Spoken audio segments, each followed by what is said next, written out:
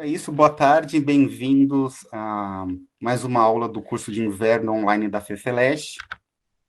O curso é Estudos Intraurbanos e o Movimento da Violência, e esta é a terceira aula.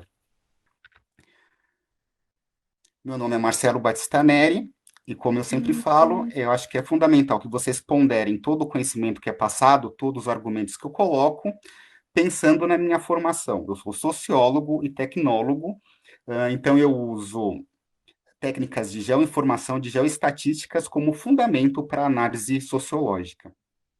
Sou pesquisador do Núcleo da Violência da USP, onde eu também sou coordenador de transferência de tecnologia e pesquisador colaborador do EA, do Instituto de Estudos Avançados da USP, no programa USP Cidades Globais.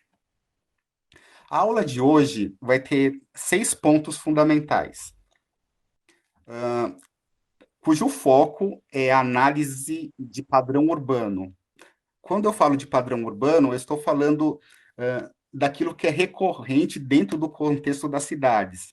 Se é possível encontrar características que determinem que certa localidade pode ser indicada como sendo representante, como tendo esta característica como um dos elementos fundamentais da sua sociabilidade, dos movimentos sociais que acontecem naquela localidade. Pois bem, então a gente vai partir de uma ideia global até chegar na questão intraurbana.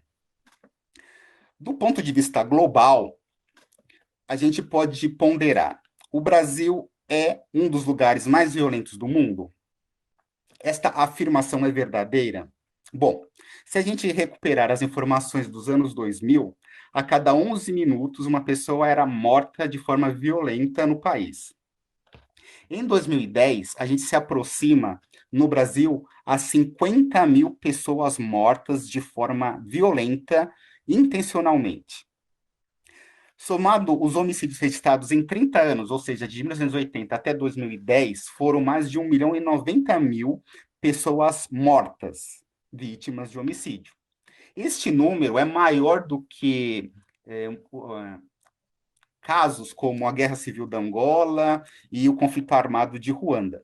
Então, a gente, mediante esses números, poderia até pensar que o Brasil vive uma real guerra civil. Trazendo esse dado para um momento mais recente, a gente observa que em 2017 houve 65.602 homicídios, segundo o Atlas da Violência de 2019, o que equivale esse total de 65 mil para uma taxa para o país de 31,6 por 100 mil habitantes. Então, partindo dessa ideia, desses números, pensem na quantidade de pessoas que eu me referi até o momento. Parece que a afirmação de que o Brasil é um país violento, que o Brasil é um dos países mais violentos do mundo, parece que é correta. Mas o quanto ela é útil? Bom, para ponderar a utilidade desta informação, você tem que pensar de que forma eu vou utilizar esta informação. Então, pensem da seguinte maneira: a gente está num curso sobre estudos intraurbanos e o movimento da violência. No final das contas, o que a gente quer entender é como as coisas acontecem, quais são os condicionantes dessas coisas, que é a violência no contexto urbano, para poder intervir para que a violência seja menor, para que o crime seja menor, para que a qualidade de vida no contexto urbano seja melhor. Diante disso, o quão útil é falar que o Brasil é um lugar violento, se é que é correto? Bom, vejam o seguinte mapa. Este mapa mostra a evolução dos homicídios entre 1990 e 2017 por países do mundo. A gente observa aqui que o Brasil, a África do Sul e a Colômbia são os únicos países na série histórica que estão sempre na última faixa com relação ao grau de violência seguindo esta fonte. Então, novamente, parece que a gente tem mais argumentos para dizer que o Brasil não só é violento, mas é um dos países mais violentos do mundo. Mas vamos ponderar melhor sobre isso tendo a seguinte informação. Aqui eu tenho um mapa cuja fonte é o Monitor da Violência. O Monitor da Violência é um projeto que reúne Núcleo da Violência da USP, Fórum Brasileiro de Segurança Pública e G1, da Rede Globo.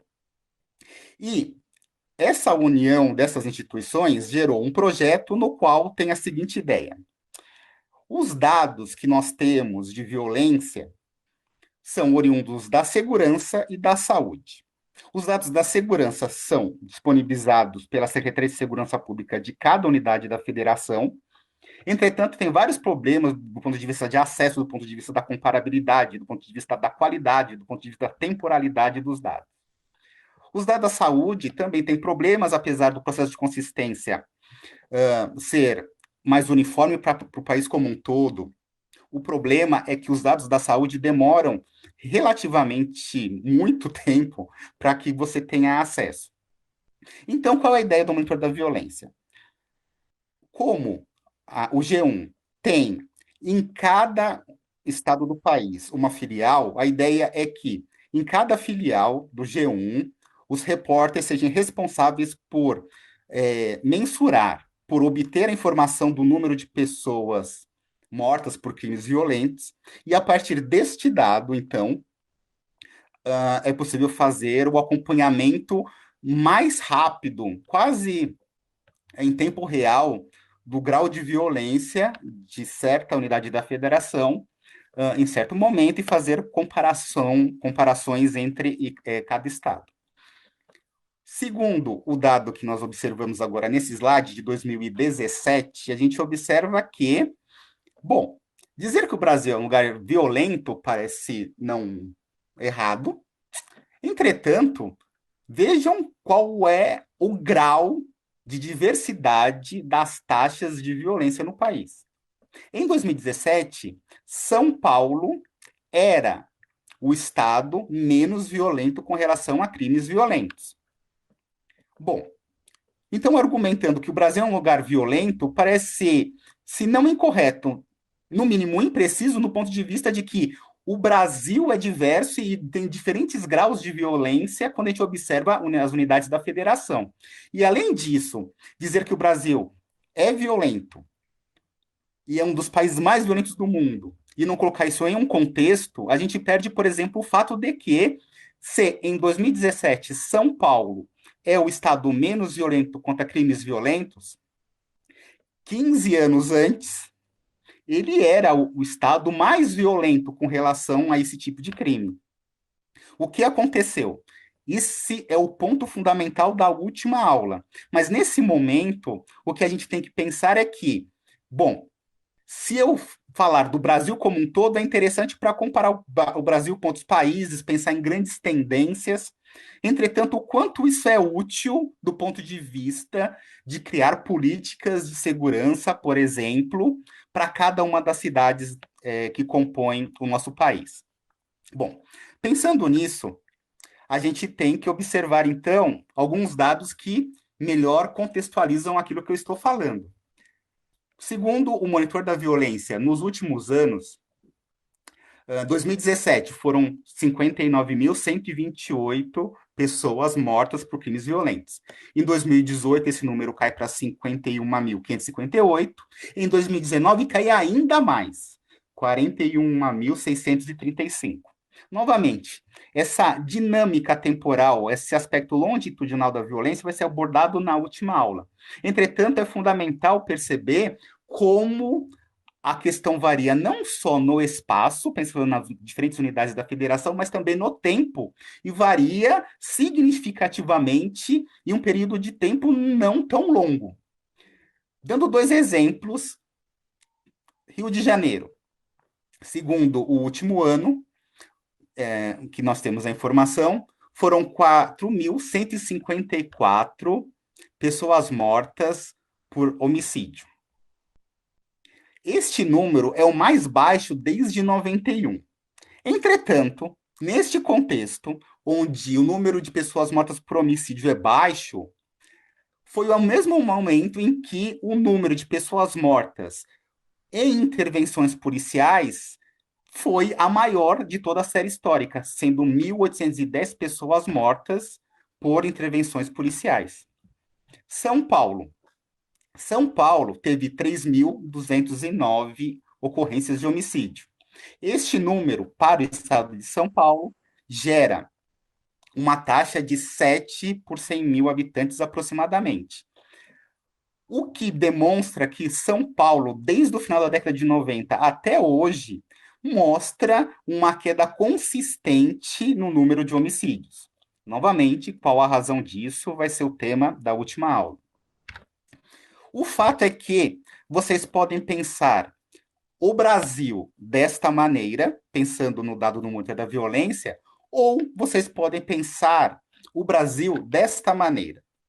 Diferente do mapa anterior, aqui apresento o dado não agregado por estado, mas por cada município do país. E diante dessa perspectiva, a gente observa que a variabilidade de municípios com grande concentração ou baixa concentração de homicídios é realmente muito grande. A variabilidade de municípios em cada unidade da federação é muito grande. Então, quão útil é dizer que São Paulo é ou não um lugar violento, se dentro do estado de São Paulo tem uma diversidade tão grande de municípios, pensando nos menos violentos e nos mais violentos? Bom, novamente, a informação é importante do ponto de vista do contexto que ela nos dá, da observação de grandes tendências, da possibilidade de comparar São Paulo com outros estados, mas do ponto de vista da intervenção, do entendimento das razões que levam a perceber o porquê um lugar é violento ou não, dizer que o Brasil é violento, dizer que São Paulo, o estado de São Paulo é violento, parece não tão útil. Para a gente pensar sobre essas questões, a gente tem basicamente duas fontes de dados, uma coisa que eu já me referi rapidamente na última aula, mas o fato é que nós temos os dados da saúde e os dados da segurança.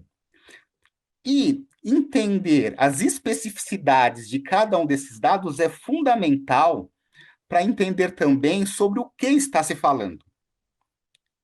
Em outras palavras, se você lê um estudo que utiliza dados da saúde para retratar a violência em certo lugar, a mortalidade em certo lugar, a morbidade em certo lugar, você não pode imaginar que o mesmo trabalho utilizando os dados da segurança necessariamente levaria às mesmas conclusões, aos mesmos resultados. Por quê? Porque o dado é fundamentalmente diferente. Com relação ao dado da saúde, por exemplo, como eu já citei, a gente tem uma perspectiva mais global do ponto de vista do que acontece no Estado.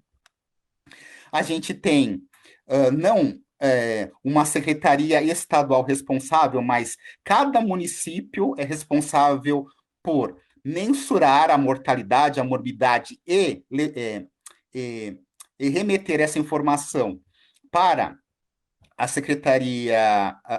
as secretarias de saúde, no intuito de gerar, então, esses índices para todo o país, índices que são comparáveis em todo o país e que têm elemento fundamental para começar a compreender a diferença entre dados da saúde e de segurança, é que os dados da saúde têm como referência o CID-10, o Cadastro Internacional de Doenças, edição 10.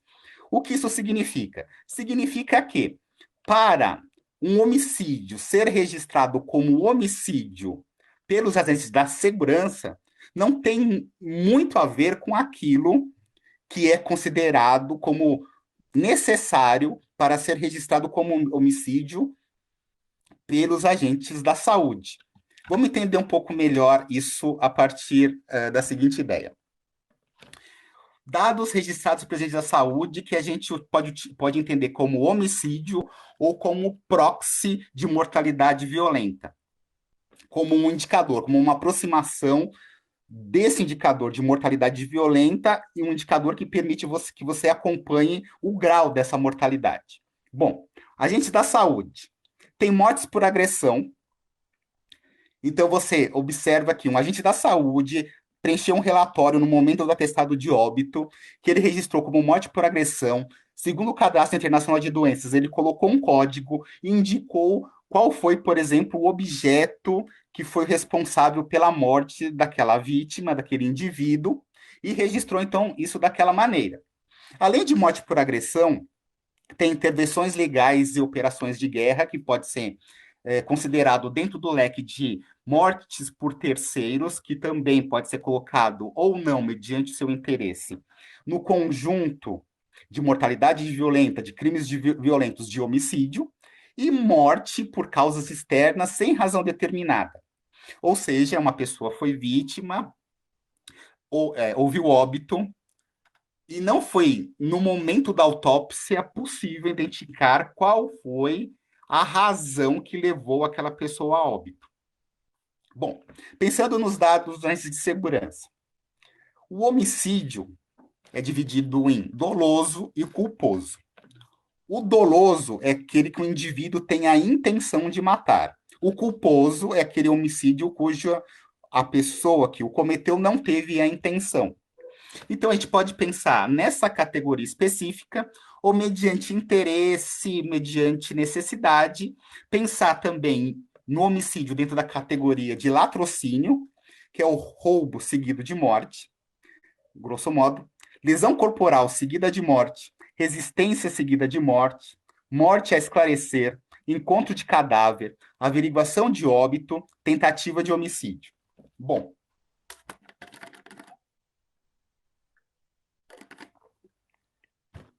muitas pessoas ponderam da seguinte maneira: a Secretaria de Segurança Pública separa o homicídio doloso de mortes por intervenção policial. Então, uma pessoa intencionalmente matou outra. Um policial, na sua atividade profissional, levou o indivíduo a óbito. Essas duas categorias, muitas pessoas acham que poderiam ser analisadas em conjunto, do ponto de vista de mostrar o grau de mortalidade por terceiros em certa localidade. Muito bem, eu não discordo dessa ideia. O que eu discordo é a ideia de que, a priori, haja uma categoria chamada homicídio que reúna as duas coisas. Por quê? Porque uma coisa fundamental, desde o início dessa aula, que deve ficar martelando na cabeça de vocês, é que cada crime, cada natureza criminal tem uma característica específica, tem condicionantes específicos, razões que levam aquela ocorrência a ser mais recorrente ou não. O modus operandi do criminoso também varia mediante a natureza do crime. Então, a priori, agregar isso, diferentes coisas na mesma categoria, do ponto de vista analítico e de intervenção, não é interessante. Por outro lado, sim, é fundamental hoje, para pensar em mortalidade violenta, pensar tanto no homicídio doloso, como nas pessoas mortas por intervenção policial. Até porque cerca de mais de um terço de pessoas mortas por terceiros hoje em São Paulo são pessoas mortas em confronto com a polícia. Então, esse entendimento desta dinâmica é fundamental quando você pensa, bom, eu vou fazer um estudo com os dados da saúde, eu vou fazer um estudo com dados da segurança, eles são tão diferentes que eu tenho um projeto reunindo outras pessoas da USP que tem o intuito de elaborar um indicador utilizando tanto os dados da saúde como dados da segurança no indicador único de mortalidade violenta. Tem intersecção entre as ocorrências? Sim. Entretanto, elas expressam aspectos diferentes, até porque, do ponto de vista espacial, tem uma diferença fundamental que é os dados da saúde é o local de residência da vítima que é indicado. Na segurança pública é o local de ocorrência do crime. Além disso, tem uma questão temporal. Qual é a questão temporal? Grosso modo, a segurança registra a ocorrência no momento em que ela aconteceu. Os agentes da saúde, depois que aconteceu, é que é, a partir do laudo, a partir do atestado de óbito, indicado qual foi a causa do óbito. Então, também tem uma questão de temporalidade do ponto de vista do dado da saúde e de segurança, além da questão espacial. Para entender melhor isso, então, eu acho que deve ter começado a ficar claro que quando uma pessoa fala para você, a partir de hoje, eu vou falar de violência, daí vocês vão pensar, pera, que violência você vai de falar? Roubo, furto, que violência é essa? Bom, vou tratar de mortalidade violenta, de crime violento. E vou falar sobre o país. E saibam que isso é muito comum, principalmente em momentos eleitorais, onde a questão do argumento é sempre generalizante no intuito de captar a sensação de insegurança das pessoas e, assim, conseguir votos. Quando a pessoa fala para você, vou falar de violência no país, ou vou falar de violência no estado de São Paulo, sem em nenhum momento ponderar de que violência essa pessoa está se referindo, que localidade específica ela está se referindo, saibam que ou essa pessoa está mal intencionada ou essa pessoa não tem conhecimento, porque realmente essa informação, do ponto de vista argumentativo, é muito pobre, e se uma pessoa tem isso como argumento eleitoral, por exemplo, como fundamento de políticas que ela pretende é, desenvolver, se ela for eleita, tomem muito cuidado, porque essa pessoa realmente está partindo realmente de um ponto muito errado do ponto de vista da perspectiva que ela deveria ter. Então, apesar de possível, da possibilidade de falar da violência no país como um todo, a gente agora vai ir na lupa e falar um pouco sobre o estado de São Paulo para entender o contexto, para depois chegar na cidade e na perspectiva intraurbana. Então vamos falar um pouco do estado de São Paulo. O estado de São Paulo é um lugar bastante peculiar do ponto de vista da violência. Nesse slide eu apresento para vocês o Centro de Operações da Polícia Militar do Estado de São Paulo. É aqui que é registrado as ligações feitas a 190. E daí vocês pensam no seguinte: a violência é grande no país, é grande no estado de São Paulo, mas qual é o grau dessa violência? Números da região metropolitana de São Paulo. Primeiro, ponderem. Quantas ligações são feitas em números redondos por dia a 190, apenas com ligações oriundas da região metropolitana de São Paulo? Será que por dia são 10 mil, 20 mil, 30 mil, 100 mil? Qual é o número que parece razoável? Região metropolitana de São Paulo por dia. Bom, e números redondos são cerca de 40 mil ligações feitas a 190 da região metropolitana por dia. Se vocês pensarem, são cerca de 1.660 por hora. São 28 ligações por minuto. É uma ligação a cada 2 segundos. Se vocês pensarem de um ponto de vista temporal maior, eu estou falando de cerca de 1.200.000 ligações feitas a 190 por mês da região metropolitana, o que, multiplicando então esse número pelo número de meses do ano, me leva a 14,6 milhões de ligações feitas para 190 apenas na região metropolitana de São Paulo. Daí vocês pensam, nossa, realmente a violência em São Paulo parece ser muito grande, uma vez que esse número de 14,6 milhões de ligações por ano é muito grande.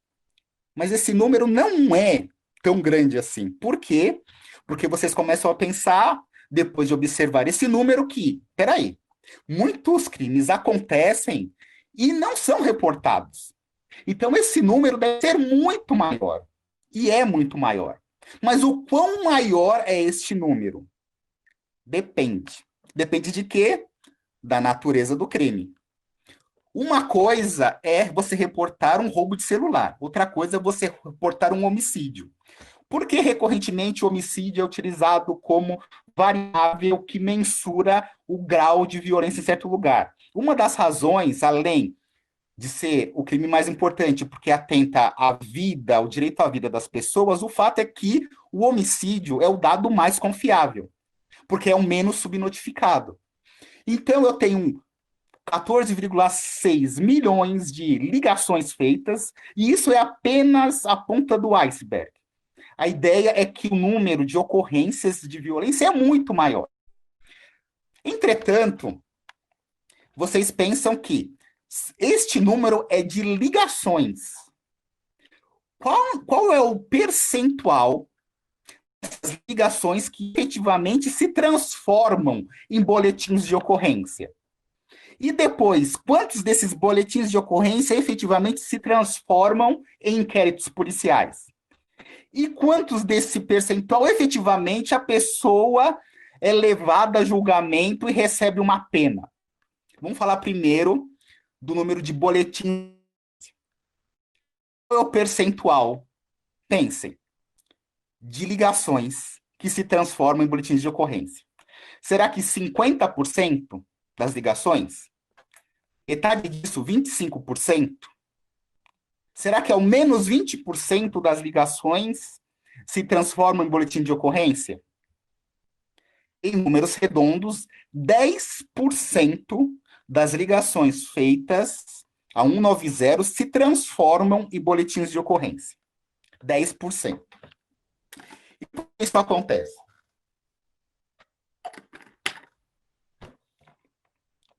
Boa parte da culpa desse pequeno percentual, os responsáveis são os cidadãos de São Paulo. Por quê?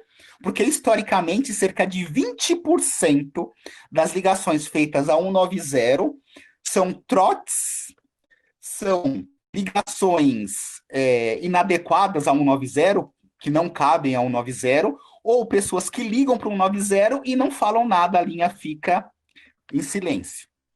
Então, imaginem que dessas 40 mil ligações por dia, 20% são trotes, ligações inadequadas ou ligações mudas. Cerca de 55% dessas ligações estão ligados a o que a polícia chama de desvio de função. O que é esse desvio de função? A polícia é chamada para um atendimento a uma gestante que não conseguiu se deslocar ou que não conseguiu receber ajuda de uma ambulância. Transporte de idoso, busca de adolescente infrator, atendimento a doentes, apoio a outras instituições públicas. Então, cerca de 55% seriam ações da polícia, porque foram registradas, entretanto, são desvio de função porque não está diretamente ligado à função principal da polícia, que é de prevenção ou intervenção, ou de investigação. Desses 55%, é interessante observar que existe uma categoria chamada desinteligência. O que é a desinteligência? É realmente um tipo, uma categoria de registro da polícia, tal qual é o homicídio, o roubo, etc. Desinteligência funciona da seguinte maneira: a polícia é chamada e, ao atender aquela ocorrência, não há nenhum indício de crime acontecido naquele lugar. Isso acontece muitas vezes em violência domiciliar, intrafamiliar, violência entre casal, onde não há nenhum tipo de marca que denote lesão corporal, por exemplo, ou seja, a ocorrência efetivamente aconteceu, mas não tem nenhum indício que leve a pessoa a classificar aquilo como um crime, ou houve um conflito interpessoal, e a polícia registra isso como desinteligência, e 15%, então, dos atendimentos da polícia são desinteligências. Então, quando vocês pensarem nos dados da segurança, por melhor que ele seja, por mais completo que ele seja, saibam que existe uma grande subnotificação e existe um grande número de ocorrências que efetivamente não estão sendo registradas por N razões. Bom, do que é registrado, nós conseguimos ter acesso no site da Secretaria de Segurança Pública do Estado de São Paulo, por exemplo. Quando a gente observa os dados que estão lá presentes, a gente pode configurar um gráfico como esse. Esse gráfico, eu tenho no gráfico maior, em número absoluto, o total de boletins de ocorrência registrado a cada ano. A parte azul é a capital paulista apenas. A parte vermelha é a Grande São Paulo menos a capital. Então, somando o vermelho e o azul, você tem toda a região metropolitana de São Paulo, os 39 municípios que a compõem. Em verde, você tem o restante do estado de São Paulo, que é todo o interior. Se vocês observarem o gráfico na parte superior, é os mesmos números, só que por 100 mil habitantes. E daí vocês começam a observar e algumas ideias que estão no senso comum começam a ser questionadas, como, por exemplo, o interior de São Paulo é menos violento do que a capital. Do ponto de vista da taxa por 100 mil, que é a comparação mais adequada, a gente observa que o interior de São Paulo apresenta, historicamente, sempre taxas maiores do que a capital, do que a região metropolitana, e, consequentemente, com relação à média do Estado. Então, é razoável dizer que o interior é mais violento do que a capital? Se eu falasse isso, eu novamente correria naquele erro de entender o interior do estado de São Paulo como se fosse uma coisa homogênea, e existe uma variabilidade muito grande de graus de violência em diferentes municípios do interior de São Paulo. Mas o fato é que aquela ideia de senso comum em que não, o interior de São Paulo é mais pacífico, pessoas que têm uma qualidade de vida maior, não necessariamente é verdade, porque da mesma maneira que existem várias São Paulos dentro de São Paulo, o interior é diverso e varia bastante. Bom, se vocês lembrarem, então, eu tenho 14,6 milhões de ligações por ano, 10% se transforma em boletins de ocorrência, então parece que o número que eu tenho aqui no gráfico, somando o azul e o vermelho em grandes números, parece coerente, porque eu chego ali a cerca de 1.400 boletins de ocorrência na região metropolitana nos últimos anos. Bom, esse é o número de boletins de ocorrência, isso é uma fração da violência que efetivamente ocorre, é um dado com bastante problemas, entretanto, entender o potencial e a limitação desta informação é o que vai permitir para que você entenda como cidadão, como acadêmico, como gestor público, entender qual é o grau de violência, qual é a violência a qual você está se referindo, qual é a melhor maneira de diagnosticar o problema, então qual é a melhor maneira de intervir. Pensando nisso, falar dos boletins de ocorrência também serve para grandes tendências, mas também é muito pouco útil. Então, vamos pegar uma parcela dos boletins de ocorrência e pensar nos crimes contra o patrimônio. Crime contra o patrimônio. Quando vocês observam agora o gráfico superior na taxa por 100 mil, a capital, com relação a crime contra o patrimônio, bate de longe, historicamente, o que acontece no interior de São Paulo como um todo. Por isso que, novamente, é fundamental vocês entenderem que tipo de violência a qual você está se referindo. Mas o fato é que crimes contra o patrimônio são muito grandes, são realmente significativamente maior na capital paulista do que no interior, do que na região metropolitana. Entretanto, o que me serve saber dos crimes contra o patrimônio? Daí vocês pensam, crime contra o patrimônio. O que é crime contra o patrimônio? Roubo é crime contra o patrimônio? É. Furto é crime contra o patrimônio? É.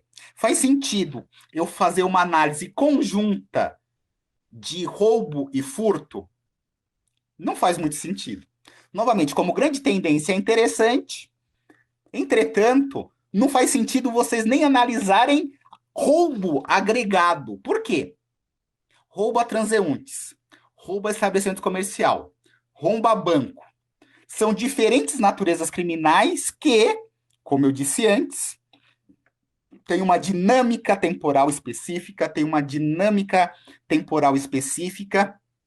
tem fatores que aumentam ou diminuem o risco daquele tipo de crime. O modus operandi do criminoso é diferente mediante diferentes crimes. Eu vou exemplificar para vocês. Roubo de carga é um roubo que serve muito bem para exemplificar como as coisas variam e são complexas e não acontecem por acaso, em certo lugar, em certo momento. Aqui eu tenho um mapa que mostra a concentração de roubo de carga no estado de São Paulo. O roubo de carga, do ponto de vista econômico, do ponto de vista do número de ocorrências, em São Paulo, é realmente um crime muito importante, porque, em grandes números, metade do roubo que acontece no país, roubo de carga, acontece no estado de São Paulo. Metade do roubo de carga que acontece no estado de São Paulo acontece na região metropolitana de São Paulo. E cerca de um terço do que acontece na região metropolitana de São Paulo acontece na capital paulista. Então a gente observa que, nossa, realmente o número é muito grande, é importante no estado como um todo, mas é ainda mais grave na região metropolitana de São Paulo e na capital. Entretanto, a partir dessas ideias e desses números, você poderia imaginar uma situação como essa. Aqui eu dei um zoom no município de São Paulo e nos municípios próximos à capital paulista. E a gente observa que a gente pode observar o problema do roubo de carga desta maneira ou desta maneira. Quando você observa desta maneira agora, desagregado por distritos censitários da capital, fica evidente que o roubo de carga se concentra em lugares específicos. E não por acaso são esses lugares, como vocês podem ver a partir disso. Isso aqui eu tenho as principais rodovias da capital: Ayrton Senna, Regis Bittencourt, Raposo Tavares e o Rodoanel. O roubo de carga está relacionado, sim, às saídas da capital. Está relacionado, sim, à dinâmica da mobilidade urbana da capital. Está relacionado, sim, à atividade econômica de certo lugar. Mas só isso não é suficiente para que vocês realmente entendam o roubo de carga. Isso é o começo do entendimento. Por quê? Quando vocês pensam em roubo de carga, que eu aqui estou dando como exemplo, saibam o seguinte: o roubo de carga pode ser dividido, grosso modo, do ponto de vista pedagógico, em dois. E essa divisão se dá mediante ao valor da carga que está sendo transportada. Então, eu tenho cargas de alto valor, como combustível, metalúrgico e químico, e eu tenho cargas de valor médio ou baixo, como bebida, alimento e cigarro. Cargas de alto valor. Como é o modus operandi do criminoso? Bom, cargas de alto valor, normalmente os caminhões são abordados em rodovias, não dentro do município, mas em rodovias fora dos grandes centros urbanos. O criminoso comumente abordam os motoristas que estão transportando essa carga, interceptando eles em postos de gasolina. E, infelizmente, quando é carga de alto valor, o criminoso retém, sequestra o motorista durante a ação e leva tanto a carga como o veículo. Quando você pensa em cargos de valor médio ou baixo, é totalmente diferente, porque a abordagem agora é em ambiente urbano, em geral durante a entrega, e nem sempre o motorista é retido e nem sempre o veículo de transporte é levado. As pessoas que têm uma certa idade, acho que vão lembrar quando o Kassab foi prefeito e quando ele determinou uma restrição de entrega de mercadorias no centro expandido de São Paulo. Isso está muito relacionado ao fato de que no centro de São Paulo são cargas consideradas de baixo valor, como cigarro, têxtil e alimentos, e era no momento da entrega que era feita a abordagem por criminosos, isso tinha consequências, e o fato é que quando você consegue controlar melhor o momento da entrega, também você consegue direcionar uma política de segurança pública e privada, mas adequada àquele momento, à característica da entrega naquele lugar. Então, pensem isso e pensem que isso pode ser ainda mais especificado. Quando vocês pensam não apenas no valor da carga, mas na carga em si, do ponto de vista do combustível, por exemplo, que é uma carga de alto valor, a abordagem, diferente do que comumente acontece, é em movimento e não em posto de gasolina, mas é em rodovia e o número de criminosos envolvidos é que a gente considera médio. Se você comparar com o metalúrgico, por exemplo, que é considerado também mercadoria de alto valor, a abordagem é sim feita em posto de gasolina, também em rodovia, mas o número de criminosos é baixo. 3 criminosos armados é um modus operandi comum para roubo de material metalúrgico em rodovias em São Paulo. Como foi falado, como é comum em mercadorias de alto valor, o motorista é retido, tanto o veículo como a carga é levado. Então vejam que falar em política de segurança, falar em violência, falar em criminalidade, falar em como mortes ou crimes, não permite grandes generalizações do ponto de vista dessas generalizações muitas vezes serem inadequadas ao entendimento do problema e, consequentemente, inadequadas na solução do problema. Espero que tenha ficado claro com esse exemplo. Outro crime, além do crime contra o patrimônio, que não pode deixar de ser falado é entorpecentes. Aqui, novamente, nós temos um gráfico e saibam que pessoas presas por entorpecentes é o crime que mais tem levado pessoas ao sistema penitenciário. Não é à toa, tem razões, muitas dessas razões a gente vai conversar na última aula, quando a gente falar especificamente sobre o PCC e a interferência dele na dinâmica intraurbana da violência, mas o fato é que entorpecentes é muito importante do ponto de vista do número de ocorrências que se dá, do ponto de vista do número de pessoas presas por essa razão, e vejam novamente que no interior de São Paulo o número é muito maior, observando o gráfico superior, o que, novamente, não retrata que o interior de São Paulo possa ser considerado como algo homogêneo, onde o tráfico de entorpecente necessariamente é maior em todos os lugares do que na capital. Não.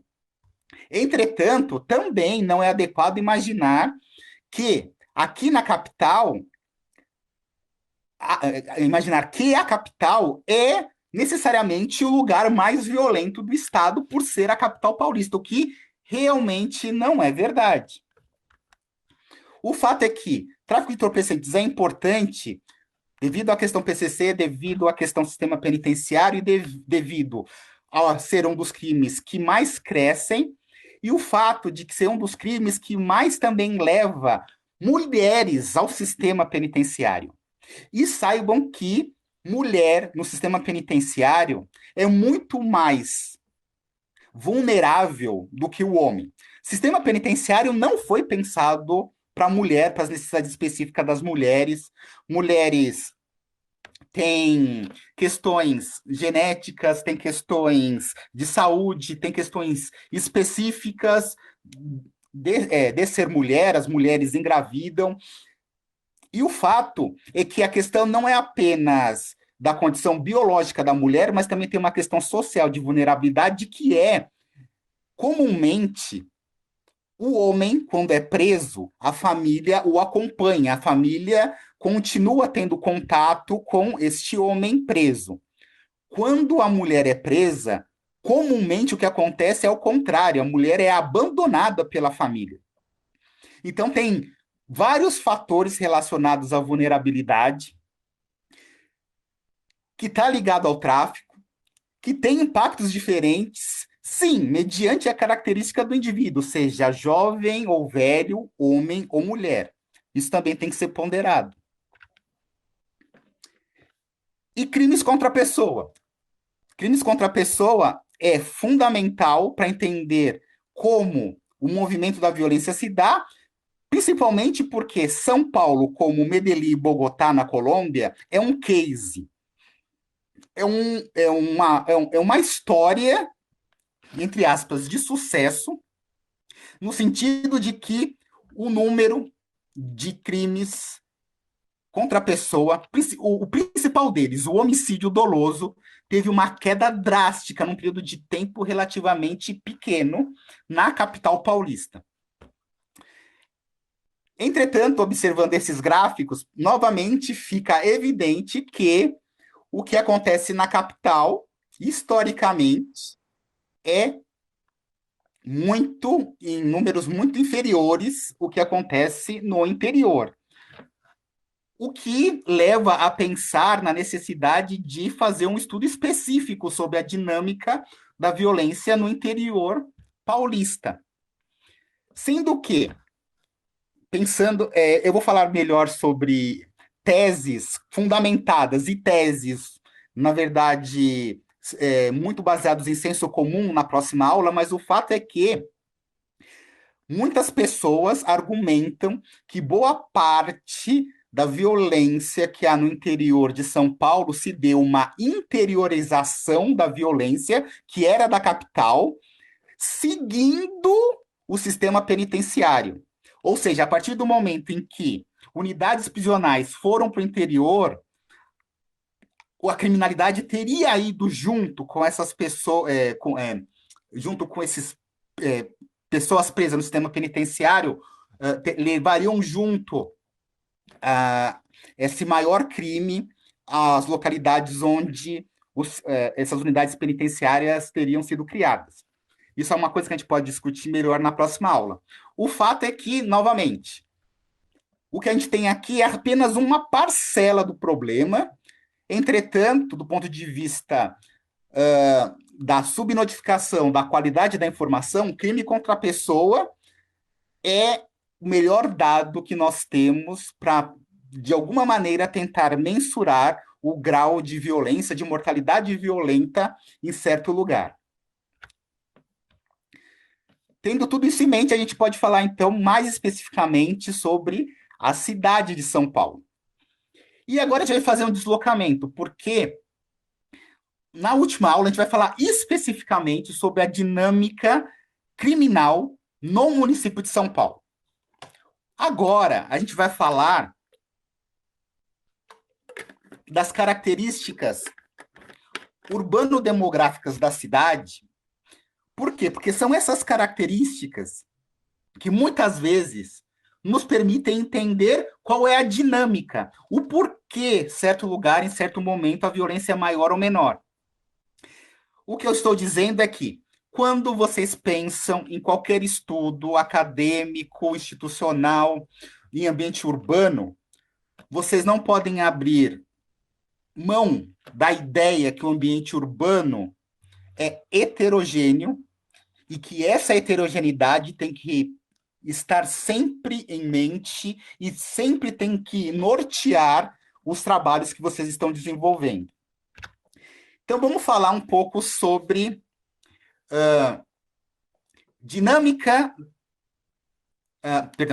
condicionantes da violência, então os fatores urbanos que comumente estão relacionados à violência, para, primeiro, falar desses condicionantes, desses fatores urbanos, e na próxima aula falar especificamente da questão criminal. Bom, do ponto de vista das questões que comumente estão relacionados a maior ou menor nível de mortalidade violenta em certo lugar, um dos pontos, volumes populacionais.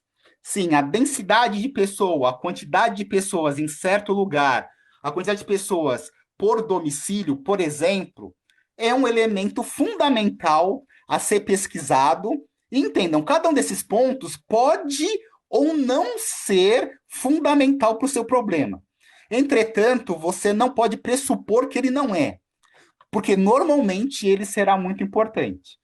Um é volume populacional, outra é característica dos residentes, da localidade onde as pessoas que vivem lá foram vítimas ou que ocorrências criminais acontecem naquele lugar.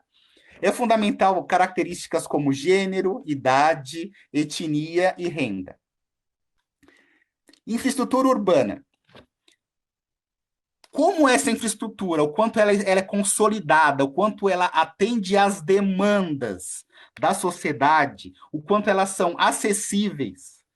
Isso é um elemento fundamental a ser pesquisado para entender, ou melhor, diagnosticar os fatores que podem ou não ser importantes para a violência em certo lugar. Questão habitacional é fundamental, principalmente quando você tem áreas de exclusão social. Por exemplo, vejam como isso é diverso. A questão de moradia, do ponto de vista da cidade, é mais importante para a cidade do Rio de Janeiro do que para a cidade de São Paulo. Entretanto, quando você olha para lugares específicos da capital paulista, é tão importante quanto. A gente vai falar isso melhor no seguir da aula. Entretanto, apesar de volume populacional ser importante, característica do residente ser importante, a condição da infraestrutura e o acesso a ela, condições de moradia, a questão habitacional ser fundamental, o que é mais fundamental ainda é que todos os fatores podem ter um comportamento volátil. Todos os condicionantes, todas as variáveis que você buscar para tentar explicar, ela pode variar mediante o lugar e o momento que você está observando. Não tem nada mais dinâmico do que manifestação social e ambiente urbano. E uma das manifestações sociais em ambiente urbano mais comum, infelizmente, é a criminalidade urbana. Então vamos pensar no seguinte: vocês agora têm entendimento sobre a diferença entre dados da saúde e dados de segurança. Vocês têm um entendimento que tem vários tipos de classificações a quais eu posso utilizar como indicador de mortalidade violenta, indicador de homicídio. Eu posso agregar tanto a categoria morte por agressão da saúde, especificamente, com outros, como homicídio doloso, com outros, como latrocínio, como eu especifiquei anteriormente, mas o fato é que, quando vocês utilizam uma tipologia ou agregam essas tipologias, é fundamental, então, que vocês entendam a especificidade de cada fonte de dado e a especificidade de cada registro que vocês estão estudando, que vocês estão analisando. Os dados da saúde, que vocês podem obter, então, pelo acesso à plataforma Brasil, como a gente já indicou anteriormente, rapidamente em outra aula.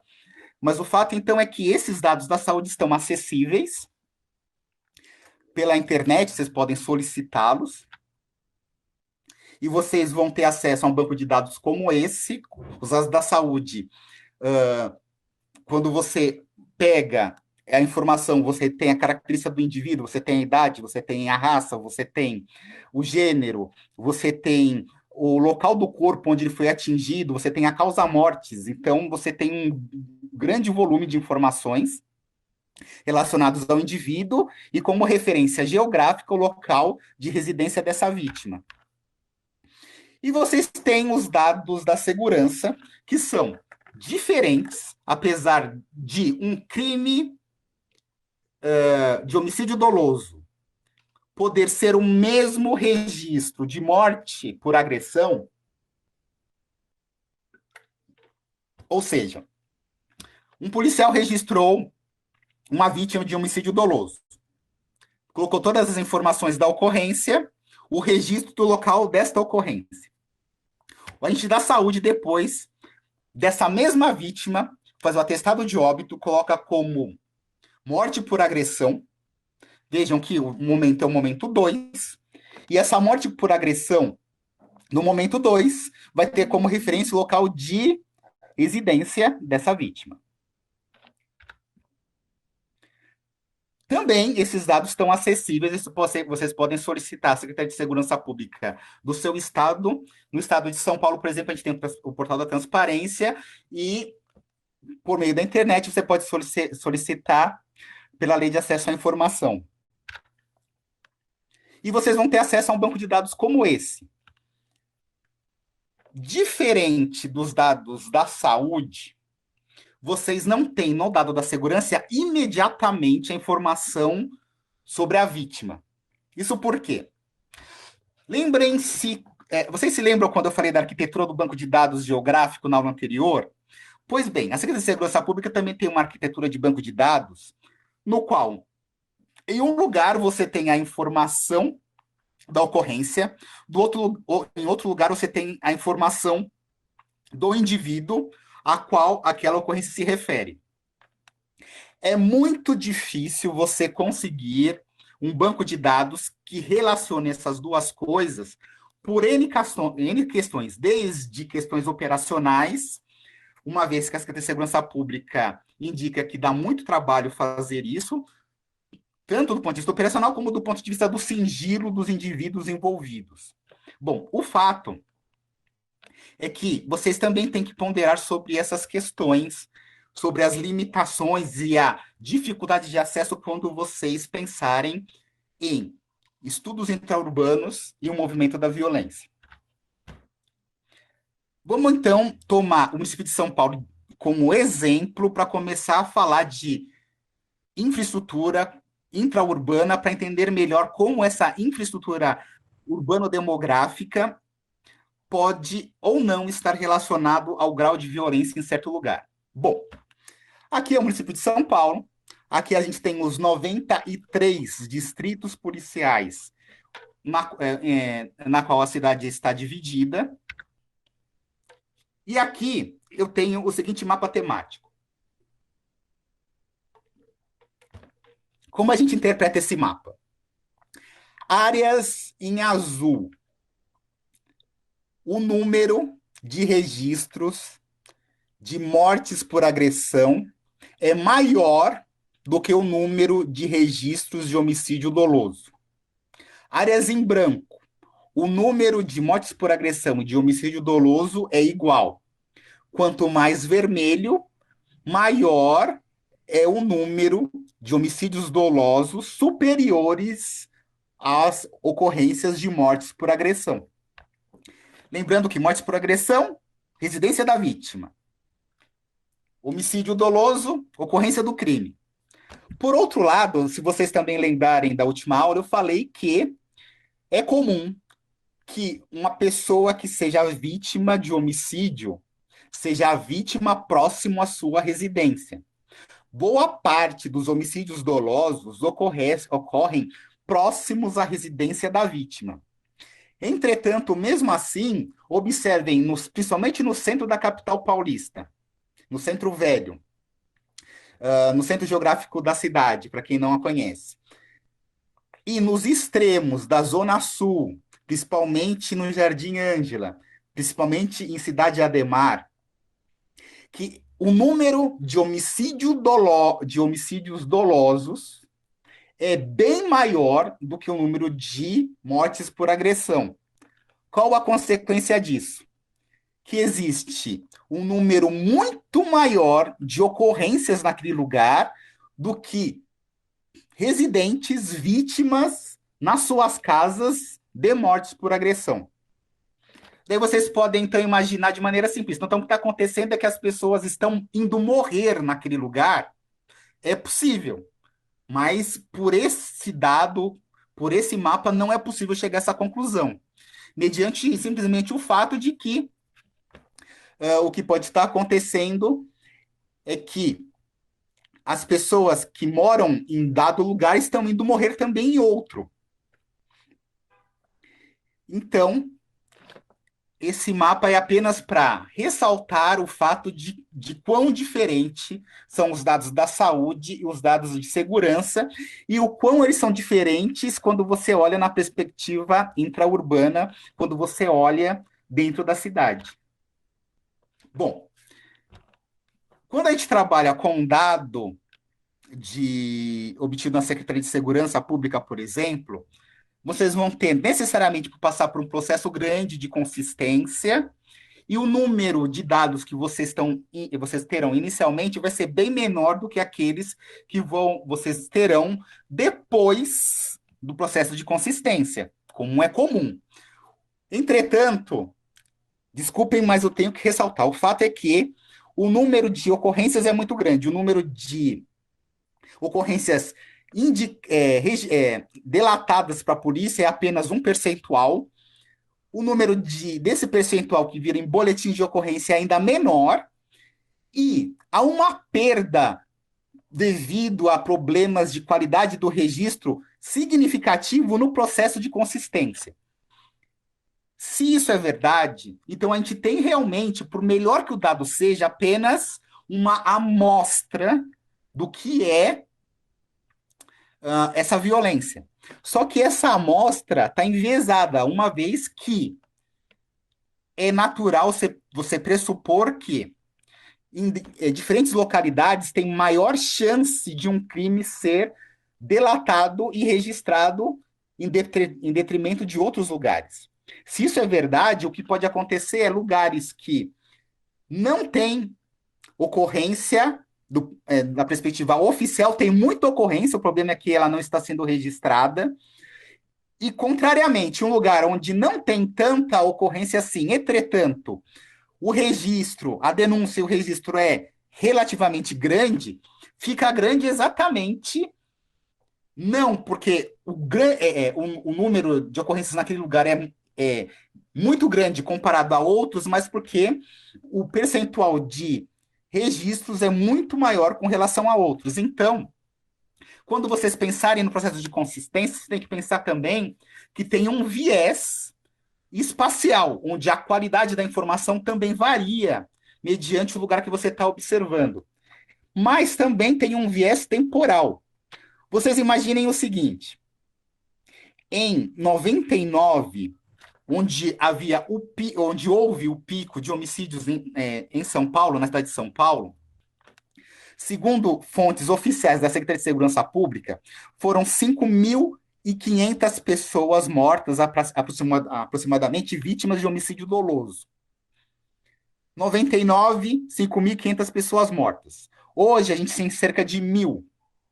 Uma coisa com relação à qualidade da informação é você fazer 5.500 ocorrências, 5.500 registros em um contexto onde a tecnologia em 99 não era tão boa como o atual, como os processos não eram tão bons quanto os atuais. E uma coisa é hoje, onde você tem um número muito menor de ocorrências e a tecnologia é muito maior.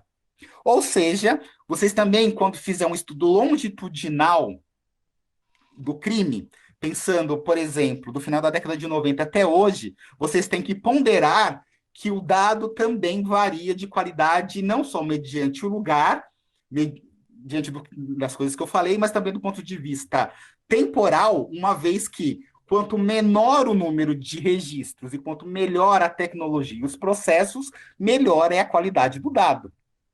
A gente pode pressupor isso e a gente tem que, estatisticamente, quando o seu estudo tem essa característica quantitativa, pressupor isso e fazer alguns tipos de correção quando você faz as análises.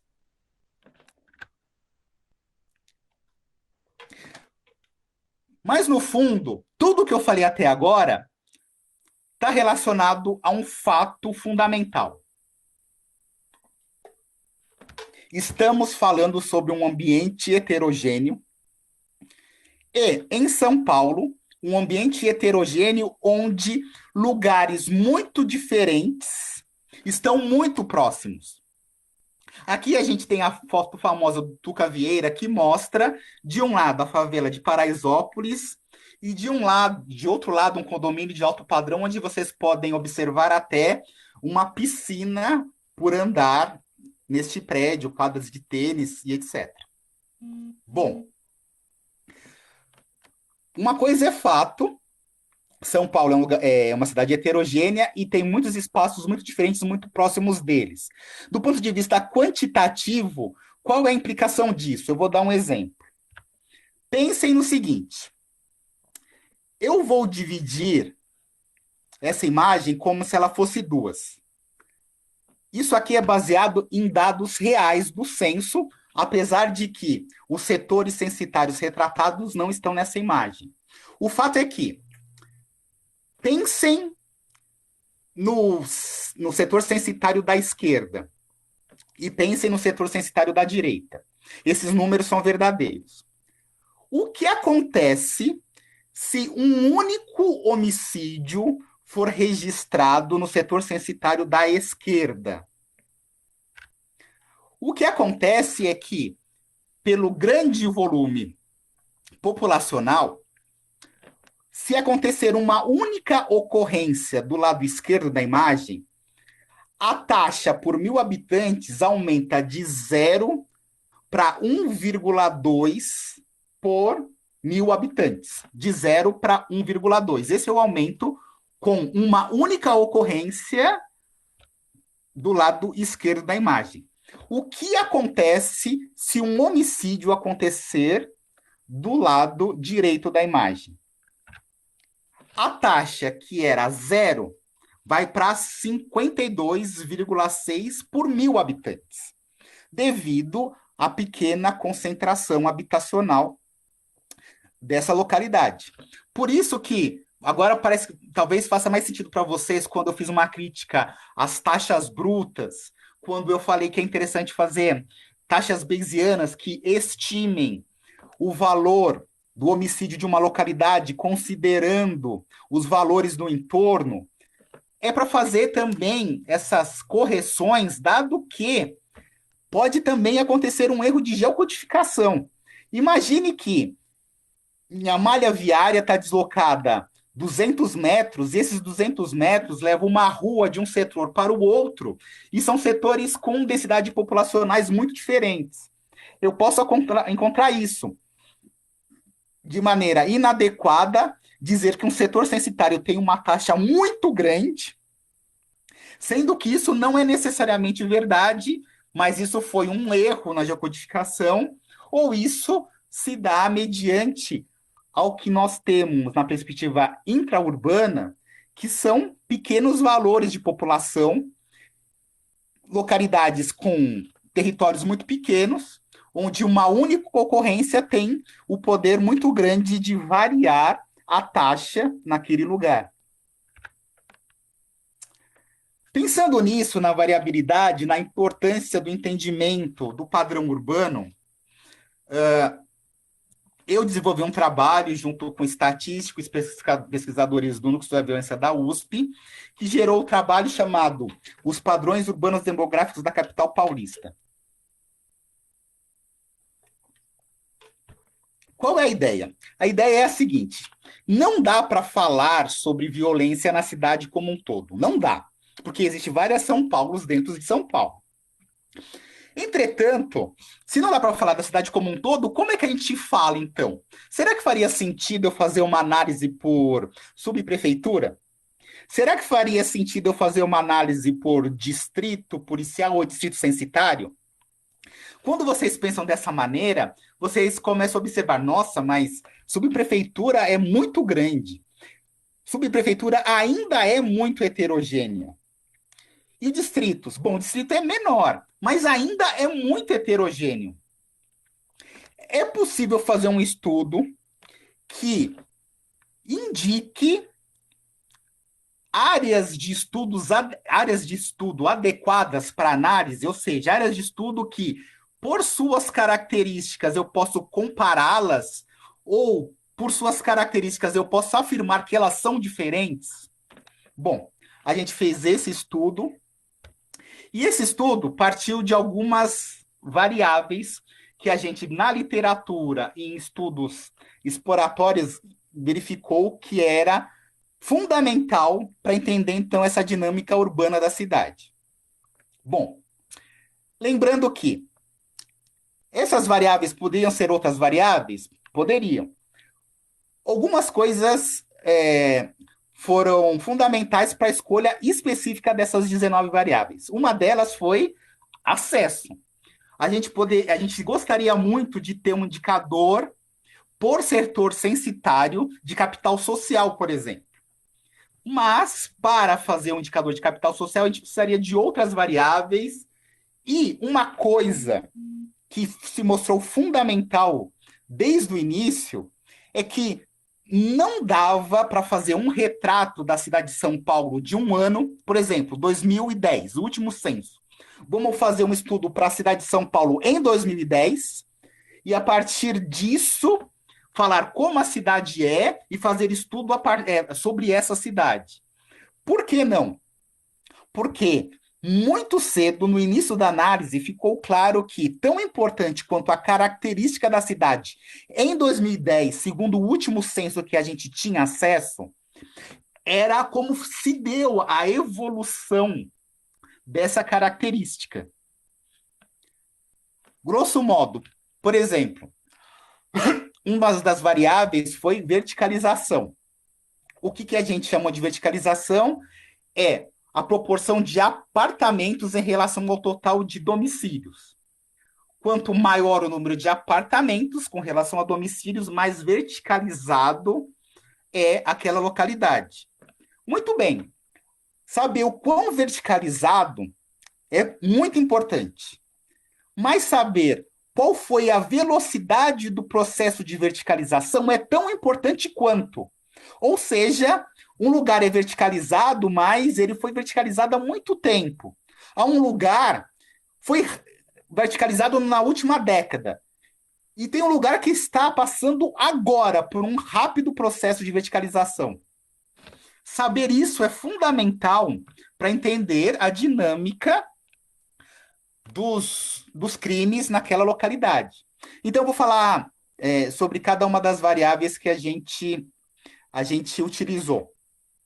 Até porque isso talvez sirva de inspiração para vocês sobre como criar indicador, sobre o.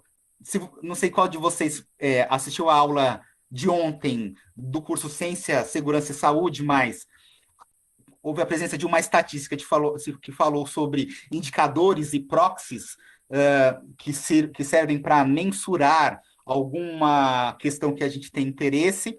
O fato é que por exemplo, uma das variáveis importantes do trabalho é a área de risco.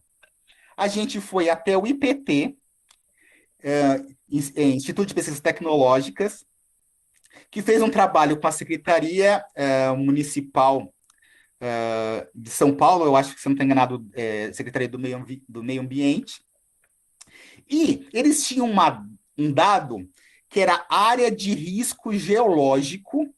Eu estou falando de escorregamento, eu estou falando de áreas que correm algum tipo de risco habitacional.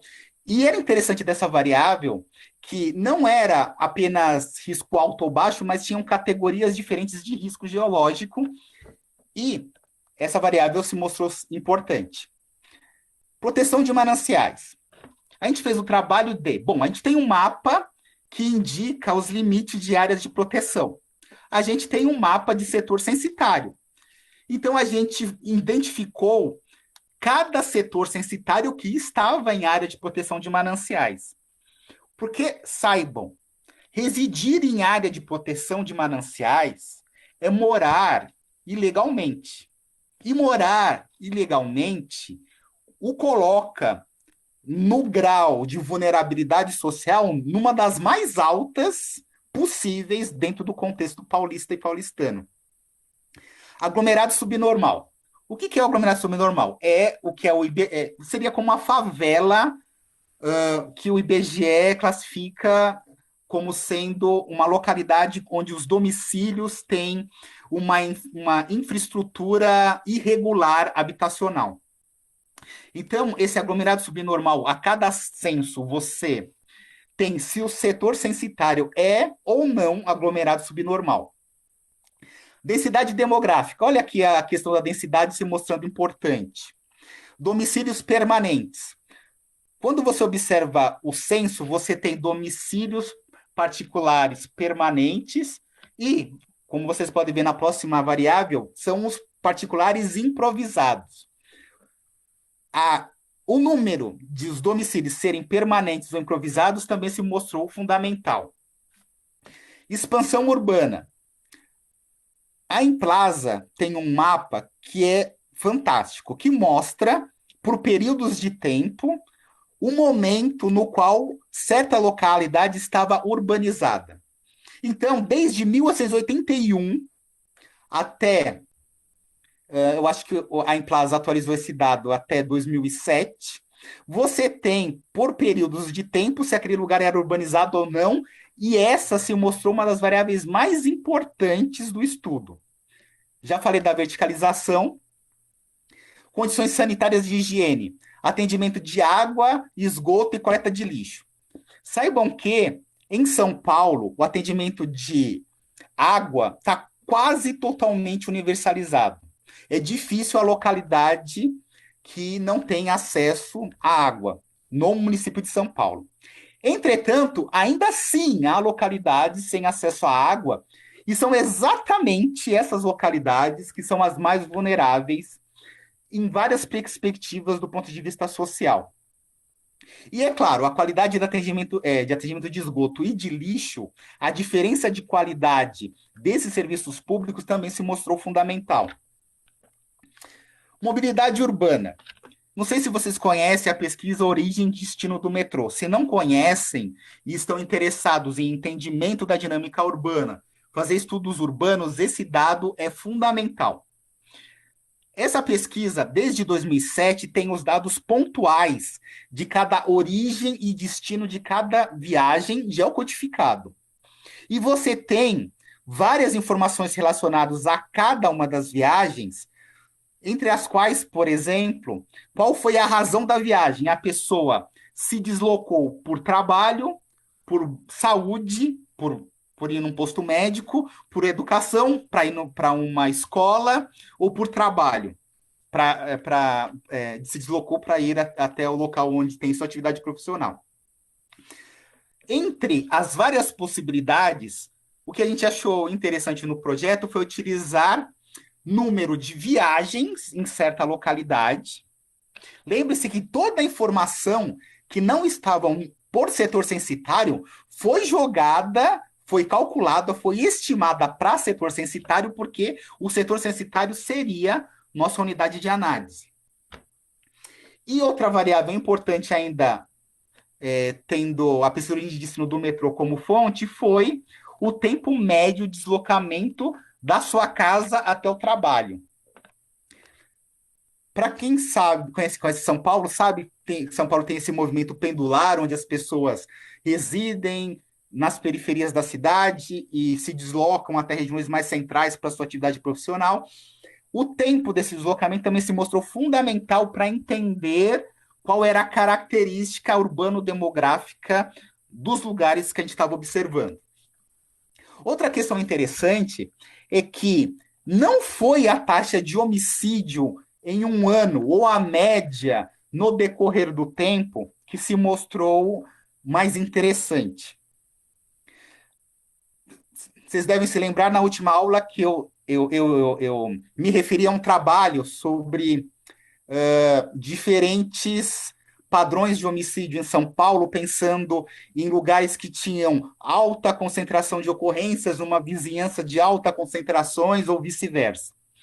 Foi este indicador, ou seja, foi este padrão que se mostrou mais interessante do que taxa de roubo ou média de homicídio. Então, o padrão de homicídio se mostrou mais interessante. E, além disso, as informações do censo específicos que se mostraram interessantes foi o número de pessoas residentes em certo lugar. Vejam que tanto a densidade populacional como o número de residentes se mostrou importante. A proporção de população jovem, masculina, a proporção de chefes de família mulher, a proporção de chefes de família alfabetizados e chefes de família de alta renda. São essas variáveis utilizadas no estudo. E com essas variáveis foi feita uma análise de cluster. O que é cluster? São agrupamentos. Qual é a ideia de trabalho de agrupamentos? Bom, a gente tem 20 mil setores censitários, cada setor censitário tem 19 variáveis, e eu quero agrupar conjuntos de setores censitários por suas características, baseado nessas 19 variáveis. Então, imagine que eu tenho duas variáveis, como exemplo. Eu tenho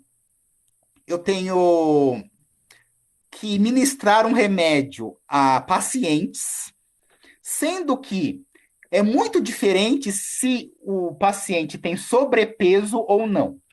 Então, eu divido o grupo em dois: indivíduos com sobrepeso e indivíduos que não têm sobrepeso. Entretanto, entre os indivíduos que têm sobrepeso, é fundamental que eu identifique aqueles que são fumantes e aqueles que não são, para poder ministrar o remédio. Percebam neste exemplo que eu dividi um conjunto populacional em três grupos, mediante as suas características, que são sobrepeso, sim ou não, e se são fumantes, sim ou não. Sendo que o fator de sobrepeso estava relacionado à questão do fumante, sendo que ela perdeu importância no momento em que não havia sobrepeso. É mais ou menos essa lógica que a gente utiliza quando a gente vai montar grupos. Eu tenho pessoas, eu tenho lugares com características, e mediante essas características eu divido em grupos. E foi isso que foi feito com 20 mil setores e 19 variáveis em cada um. A partir disso, a gente conseguiu fazer este trabalho. Este mapa é um mapa por setor censitário, que divide a cidade em 8 padrões urbanos. Vejam que as variáveis utilizadas foram essas, como eu citei anteriormente, e a partir destas variáveis e a partir dessas variáveis no setor e a partir do agrupamento desses setores, eu consegui chegar em 8 agrupamentos, sendo que cada agrupamento tinha características específicas que tornava os setores de mesma característica semelhantes e setores de características diferentes realmente distintos. E foi feito um estudo de campo para confirmar a análise quantitativa. Então, a gente foi a campo, a gente fotografou, fez análises de percepção da população sobre a característica urbana do lugar, e também a gente determinou áreas de estudo. O que são essas áreas de estudo? Se eu tenho 8 padrões urbanos na cidade de São Paulo, eu posso determinar 8 áreas nas quais os estudos vão ser feitos especificamente nessas áreas, e a partir do que eu encontro nesta área de cada padrão, eu posso extrapolar para todas as áreas do mesmo padrão. eu vou falar rapidamente sobre a cada característica de cada um desses padrões urbanos. Padrão urbano A. Como é essa cidade de São Paulo dentro da cidade de São Paulo? Como é a característica deste primeiro padrão? Uma coisa fundamental que vocês devem observar na imagem de satélite é que tem uma parte em amarelo é, nesta imagem. É esta área em amarelo que corresponde ao padrão urbano A. O que está fora desta área não é do mesmo padrão urbano. Bom, esta área foi indicada como uma área de estudo e esta área está no Jardim Paulista. Qual a característica desta área? Bom, ela geograficamente está numa região mais central da cidade. Ela tem uma mobilidade urbana bastante grande, tem uma atividade comercial bastante grande e os domicílios, as unidades que estão nesse lugar são mais voltados à atividade de comércio e serviços do que atividade de moradia, por exemplo. Então, a gente observa que existe em São Paulo um lugar que tem essa característica, que tem uma característica de ter uma infraestrutura urbana consolidada há muito tempo. Então, esse grande fluxo de pessoas, essa atividade econômica bastante importante, e serve como exemplo essa localidade do Jardim Paulista, que está ali próximo ao Hospital das Clínicas, próximo à região da Paulista. Outra localidade com outra característica. Vejam na imagem de satélite agora que a área em amarelo tem uns buracos. Por quê? Porque não é uma área contígua, uma área onde sem buracos eu consigo dizer que ela é igual. Da mesma maneira que eu tenho, por exemplo, no Morumbi, Paraisópolis de um lado e condomínios de alto padrão de outro, é razoável você imaginar que os condomínios de alto padrão no entorno de Paraisópolis seja diferente de Paraisópolis. Vejam que isso realmente é recorrente. Existem localidades onde certos lugares pontuais são diferentes daquilo que está no entorno. Bom, esse padrão urbano, o B, que a gente chamou de residencial de urbanização consolidada, tem a sua área de estudo na Vila Matilde. Essa área não está tão geograficamente centralizada na capital, mas ainda a gente pode considerá-la como mais central, geograficamente falando.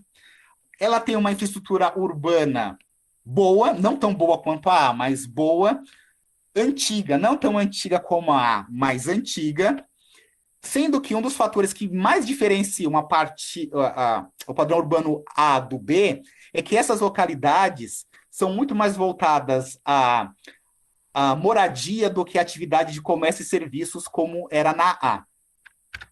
E a gente começa a observar também, do ponto de vista urbano, que a gente consegue diferenciar em uma imagem, em uma foto, e conversando com as pessoas, elas conseguem identificar as diferenças que há quando elas estão no padrão A ou no padrão B. Padrão C. O padrão C é os lugares mais ricos do ponto de vista dos residentes da capital paulista. Então, pensem em condomínios de alto padrão, pensem em pessoas de alta renda, pensem em prédios com um apartamento por andar, pensem, por exemplo, em pessoas que não respondem pesquisa de opinião, porque a gente fez um estudo e tentou conversar com essas pessoas em pesquisa domiciliar, e é muito difícil ter acesso a essas pessoas, o que serve como nota de rodapé. Normalmente, quando vocês veem pesquisa de opinião, não pesquisa de fluxo, onde as pessoas são perguntadas na rua, mas pesquisa domiciliar, saibam que dois grupos costumam ser subrepresentados nessas pesquisas. Um grupo são aqueles menos favorecidos que não têm nem domicílio. Uma vez que não têm domicílios, eles não são, as suas opiniões não são registradas. Só que essas pessoas que têm domicílio de alto padrão dificilmente respondem pesquisa. Então, esses dois grupos, que são muito importantes do ponto de vista da opinião pública, são subrepresentados na maior parte das pesquisas de opinião. Vamos ao próximo padrão urbano. Bom, Vila Andrade, aqueles prédios de mais alto padrão do Morumbi que a gente observa no fundo da fotografia. Vamos ao próximo padrão. O próximo padrão, a gente tem como área de estudo uma localidade em Pirituba. E esse padrão, que é o padrão D, é o que a gente fala, grosso modo, do padrão médio. Por quê? Padrão médio, entre aspas. Por quê? A infraestrutura dele não é tão boa quanto a infraestrutura urbana dos anteriores, mas não é tão ruim quanto dos que virão a seguir. A violência deste lugar, do ponto de vista do homicídio, que é um dos indicadores que a gente observou, ele não é tão violento quanto algumas localidades do A e do B e nem do que virá a seguir. É médio. Ou seja, como padrão, grosso modo, as características urbanas destas localidades não são nem tão ruins e nem tão boas.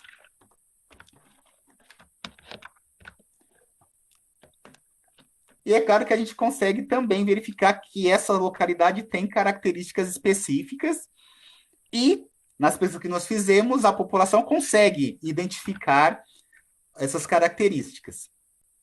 Vamos para a próxima. A próxima tem como área de estudo Cidade Ademar. Essa localidade se destaca por áreas de risco geológico. O percentual destas áreas nesta localidade é muito maior do que nas outras áreas.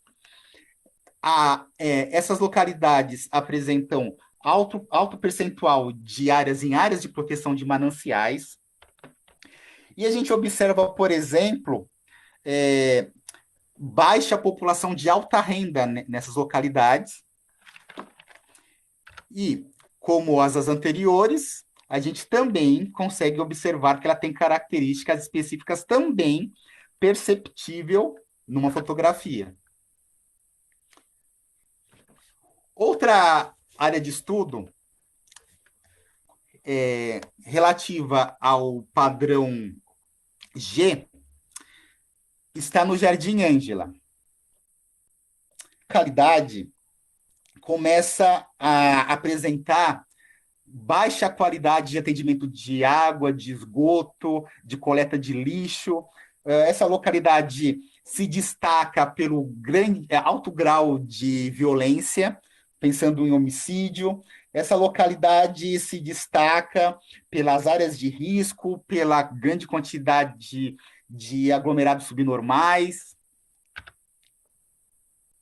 Aqui, então, o penúltimo padrão, que também tem suas características específicas que são distintas das outras. Temos Iguatemi. Iguatemi, que é o padrão G, é isso? O padrão G. Eles têm como principal característica, além da baixa infraestrutura como do padrão urbano anterior, esse padrão já não apresenta um grau de violência tão alto e chama muita atenção o momento da urbanização, porque ele foi urbanizado muito recentemente, teve realmente sua urbanização consolidada na década de 90. Então, realmente são áreas urbanas mais recentes da capital. E por essa condição, ele também tem características específicas. E o último padrão urbano, então, tem como área de estudo o Grajaú, e é o que a gente chama de área periurbana. São Paulo é tão heterogêneo que ainda tem localidades com características rurais. E mais, não sei se todos sabem, mas na zona sul da capital paulista ainda tem tribo indígena residindo. Então, esta última área, que é uma área periurbana, são exatamente aquelas áreas que ainda apresentam características rurais. E saibam que cada uma dessas áreas tem, além de características específicas, essas características são condicionantes fundamentais, são razões que levam elas a ser mais ou menos violentas com relação ao tipo de crime específico de natureza específica. Bom, vamos dar exemplos para que vocês entendam melhor qual a conexão entre o padrão urbano e o crime, ou melhor, as intervenções possíveis para certos tipos de manifestações sociais violentas. Vamos tomar como exemplo, primeiro, Paraisópolis. Paraisópolis é a segunda maior favela da capital e pertence ao distrito de Vila Andrade, localizado na zona sul paulistana. Na década de 50, de 1950, é que se iniciou a ocupação informal daquele lugar, inicialmente com pequenas chácaras. O entorno começa a gerar interesse econômico naquele momento e então começa a surgirem condomínios de alto padrão no bairro do Morumbi. Foi nesse momento que o Morumbi, como bairro de condomínios de alto padrão, começa a se consolidar. Tem o cemitério, tem dois cemitérios importantes, o Getsemane e o Morumbi. E, além disso, importantes avenidas foram criadas, como a Giovanni Gronchi. Entre 74 e 80, o processo de ocupação de Paraisópolis, que está nessa localidade, se acelerou, principalmente devido à demanda crescente por mão de obra. Ou seja, o Morumbi, os condomínios de alto padrão estavam se consolidando, estavam sendo construídos, e a mão de obra para construção desses condomínios, e a mão de obra para atender as demandas da população que começavam a morar nessas localidades. Pois bem, foi esta população que construiu e que começou inicialmente a atender às demandas da população de alta renda daquela localidade, é que começou a fazer a ocupação de Paraisópolis. No final dos anos 90 e no início dos anos 2000, o aumento populacional desta localidade começa a se adensar muito rapidamente. Por quê? Porque houve um processo de extinção de diferentes favelas na região do Morumbi, e essa população que era expulsa do lugar de moradia começou a se deslocar para onde é Paraisópolis atualmente. Segundo o dado do último censo de 2010, eram cerca de 43 mil habitantes residindo em Paraisópolis. Bom, para que vocês compreendam bem o que eu estou falando, vocês primeiro têm que lembrar que distrito policial e distrito censitário são áreas que não são conexas, então eu tenho informação, às vezes em uma, às vezes em outra. Vejam aqui que eu tenho pequenos polígonos, principalmente quando eu tenho esses polígonos pequenos próximos às fronteiras dos polígonos maiores. O que são essas localidades? São localidades que pertencem a um distrito policial e necessariamente não pertencem ao mesmo distrito administrativo ou vice-versa. E saibam que isso cria muitos problemas do ponto de vista dos serviços de gestão e de zelo do patrimônio público e de segurança também nessas localidades de área de fronteira que muitas vezes tem um empurra-empurra do ponto de vista de quem é o pai da criança quem é o responsável pela localidade. Bom, então a gente tem essa desconexão entre distrito administrativo e distrito censitário. Eu vou agora utilizar distrito policial como exemplo para dificultar e para que vocês entendam. O distrito policial do Jardim Tabuão é responsável pela maior parte do território do distrito do Morumbi. O distrito policial do Jardim Tabuão tem 5 diferentes padrões urbanos, sendo que eu vou dar foco a 2 deles. Ao padrão de urbanização radial, que, como eu falei, é aquele padrão urbano que concentra a população de mais alta renda, e de habitação irregular em área de urbanização antiga, que é muito comum as favelas e, consequentemente, não por coincidência, representa Paraisópolis.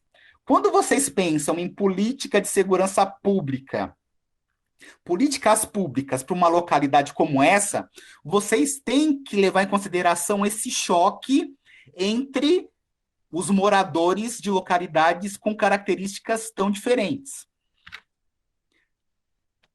Para que vocês entendam a dinâmica e depois a política que eu vou sugerir, primeiro vocês têm que entender isso. O que é isso aqui? É uma foto aérea da área em 1940. Essa mesma área em 1954. Agora já com a Giovanni Gronchi e com as chácaras, como eu citei anteriormente. Quem não conhece o lugar, a parte superior da imagem é a área mais baixa da região.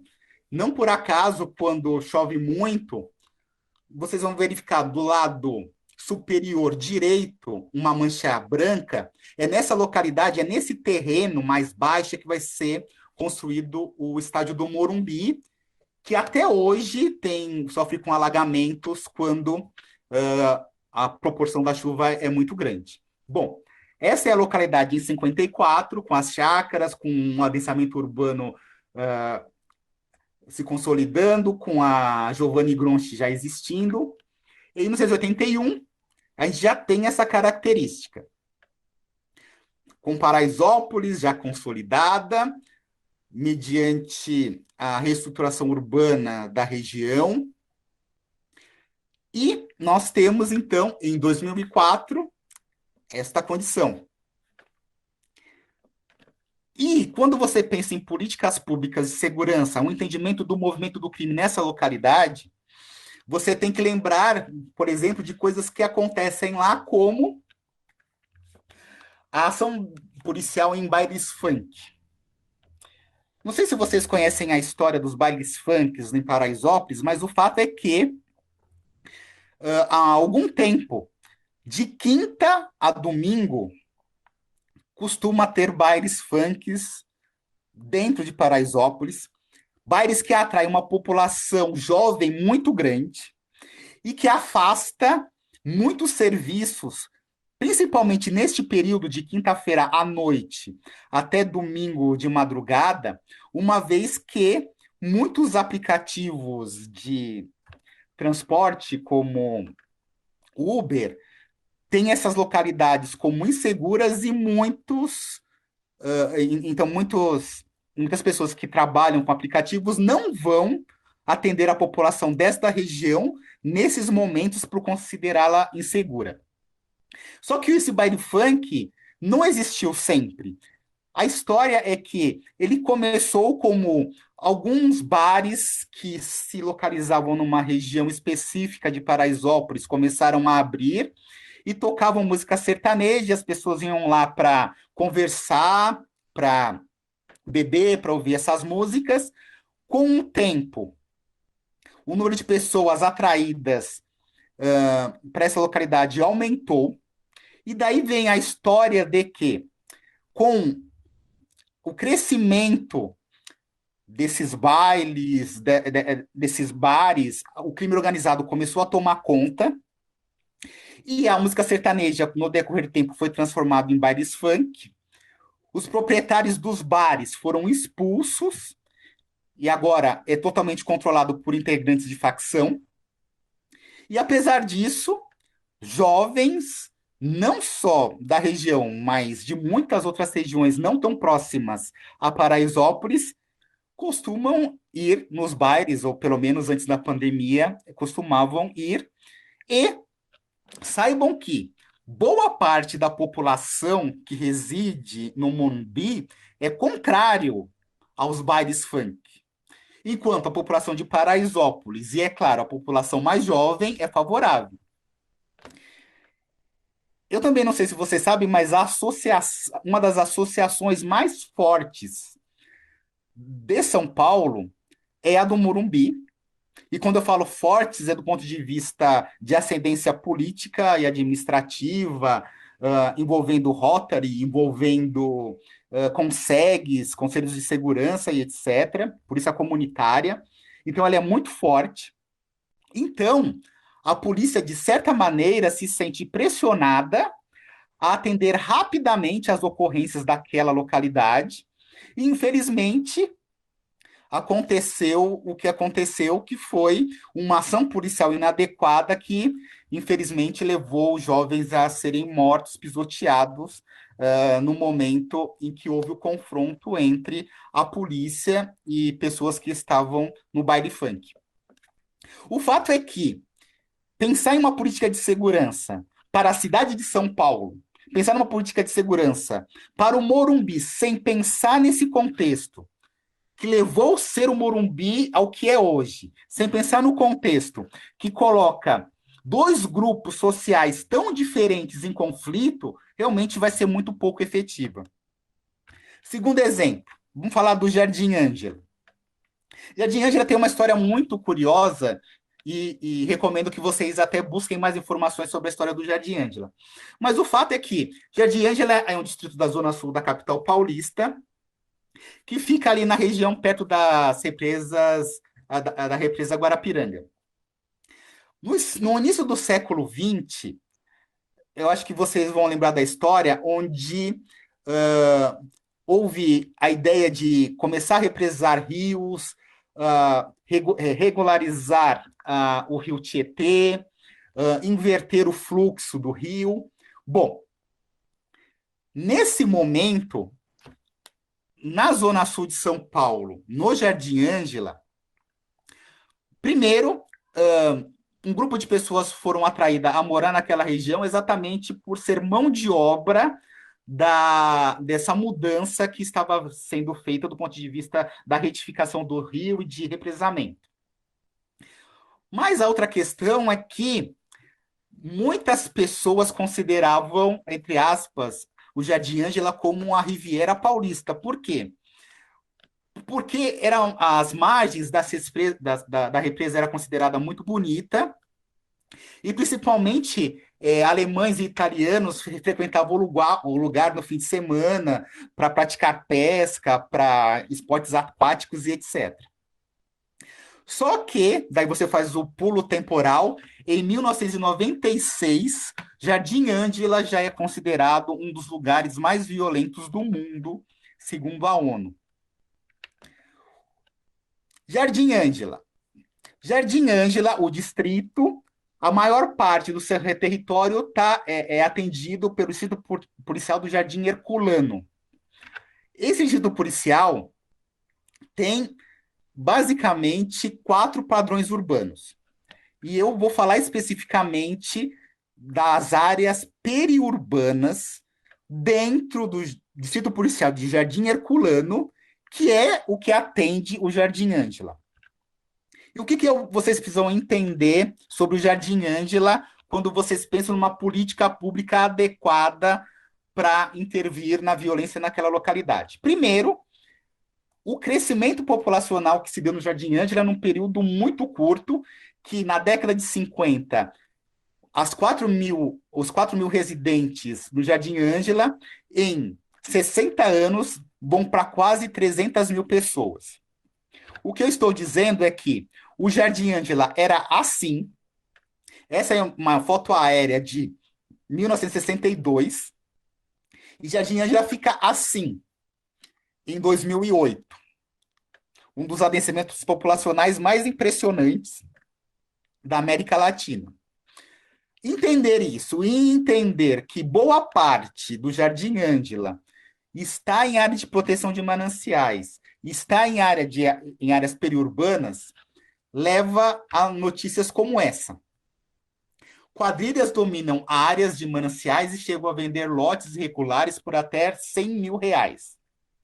Sim, como eu falei para vocês, pessoas em área de mananciais são aquelas que estão no grupo de mais vulneráveis.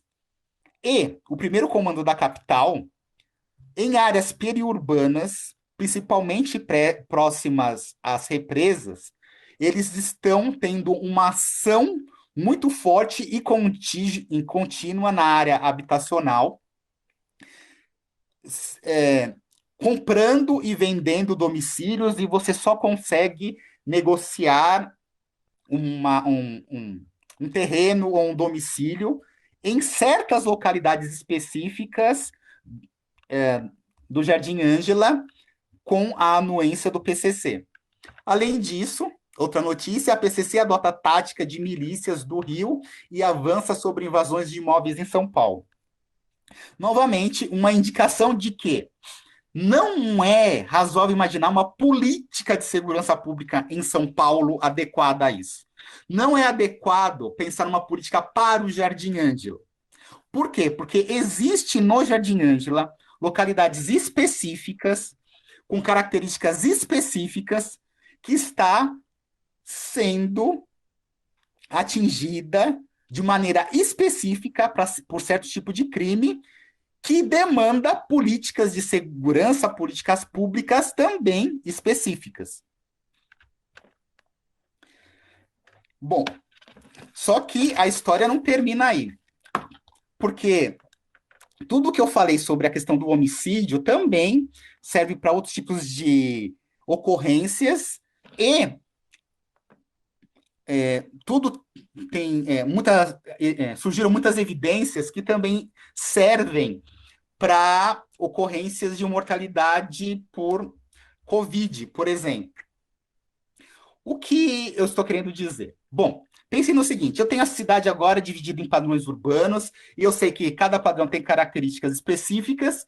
Será que também em cada padrão urbano existe uma mortalidade, existe casos de contágio por Covid específicos?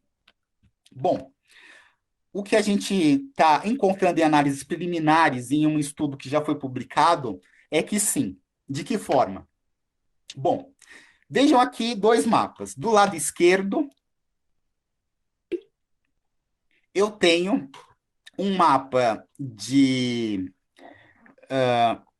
11 de abril, não, 11 de março de 2020, onde eu tenho o número de óbitos por Covid, agregado por distrito.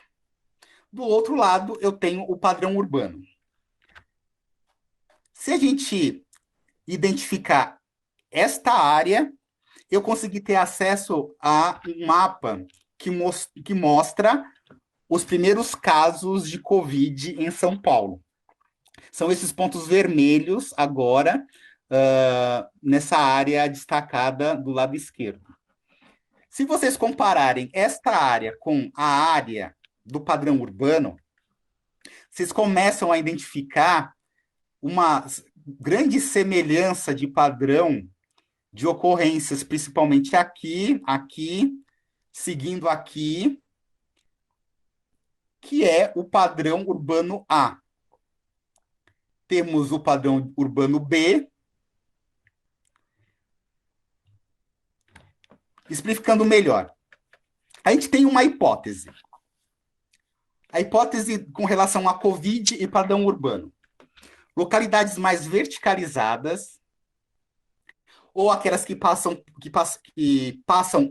atualmente por um processo de verticalização, e com grande número de viagens por trabalho, que são três elementos importantes que definem os padrões, e que são elementos importantes, principalmente para o padrão A e C, respectivamente, a hipótese é que o primeiro foco de Covid se deu nessas localidades.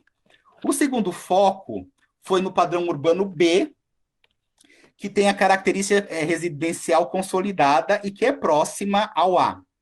Depois, isso se espalhou com maior subnotificação exatamente para os padrões urbano E e G, que são aqueles com maior número de aglomerados subnormais ou maior densidade demográfica em aglomerados subnormais, que são o E e o G.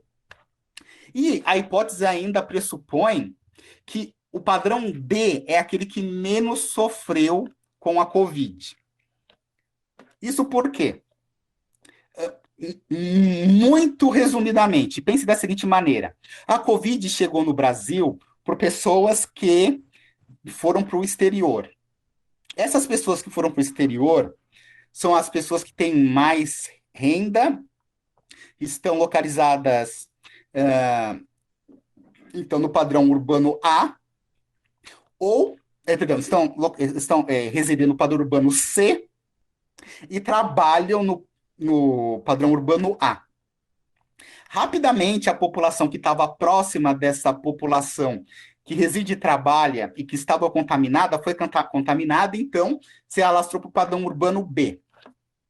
Sendo que, com a expansão da epidemia, rapidamente isso chegou nas localidades com maior densidade populacional, com menor acesso a condições de higiene e de, e, de higiene, coleta de lixo, esgotamento, etc.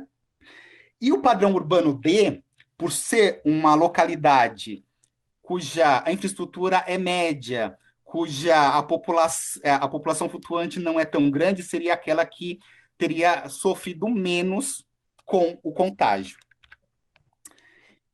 Teve um estudo já publicado na revista Estudos Avançados do IEA, de colegas do projeto Cidades Globais, que, utilizando o padrão urbano, já chegou a alguns resultados. O que eles encontraram?